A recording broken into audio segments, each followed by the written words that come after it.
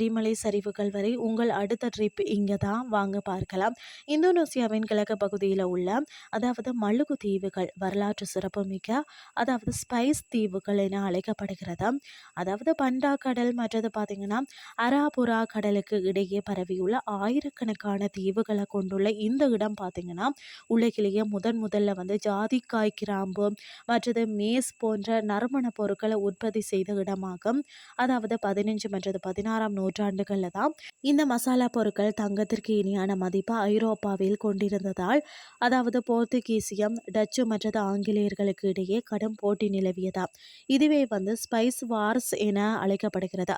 அதாவது முற்காலத்தில் உலக வர்த்தக வரைபடத்தில் முக்கிய இடம் வகித்த இந்த தீவுகள் தான் இன்று இந்தோனேசியாவின் மறைக்கப்பட்ட சொர்க்கங்களில் ஒன்றாக கருதப்படுகிறதாம்.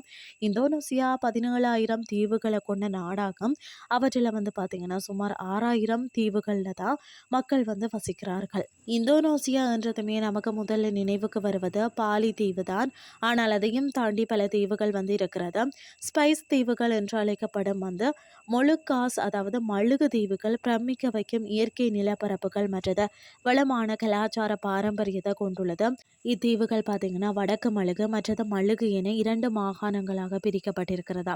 இதில் வந்து பார்த்தீங்கன்னா கல்மகேரா செரம் மற்றது புரு அம்போன் மற்றது வந்து பார்த்தீங்கன்னா டெர்னேட் மற்றது பாண்டா தீவுகள் அடங்குமாம். மழுகு தீவுகளில் மொத்தம் பார்த்தீங்கன்னு சொன்னால் 1000 தீவுகள் இருக்கிறது. 77,990 கிலோமீட்டர் நிலப்பகுதியும் 7,76,500 கிலோமீட்டர் கடற்பரப்பையும் கொண்டுள்ளது. இந்தோனேசியாவின் மையப்பகுதியில் அமைந்துள்ள இந்த தீவுகள் தான் ஒரு காலத்தில் உலகளாவிய மசாலா வர்த்தகத்தின் மையமாக இருந்ததாம். இன்று அவை அவற்றின் அழகிய வெள்ளை மணல் கடற்கரைகள் பசுமையான காடுகள் மற்றது கடல்வாழ் உயிரினங்கள் நிறைந்த ஒரு படிக தெளிவான ஒரு நீர் ஆகியவற்றால் பயணிகளை அதிகம் ஈர்க்கிறதுன்னே சொல்லலாம். வெள்ளை மணல் கடற்கரைகள் மற்றது பசுமையான காடுகள் பெயர் பெற்ற அம்போன் மற்றது கெய் தீவுகள் தான். அதாவது ஸ்னார்க்லிங் நீச்சல் எரிமலைகளின் சரிவுகளை ஏறி அழகான காட்சிகளை காணுதல் என ஒவ்வொரு தீவுலையும் வந்து மிக அழகான காட்சிகளை வந்து கொண்டிருக்கிறது. அத்துடன் உலகில் வந்து வேறு எந்த இடத்திலையுமே காண முடியாத மரபுகள் மற்றது மொழிகளும் இங்கு வந்து இருக்கிறதாம். அதாவது அழகிய பறவைகள் வெப்பமண்டல கடற்கரைகள் காடுகள் நிறைந்த எரிமலைகள் நூற்றாண்டுகள் பழமையான கோட்டைகள் மற்றது அழகான வளமான உள்ளூர் கலாச்சாரம் ஆகியவற்றின் கலவையாகத்தான் இந்த தீவுகள் வந்து அமைந்திருக்கிறதுன்னே சொல்லலாம்.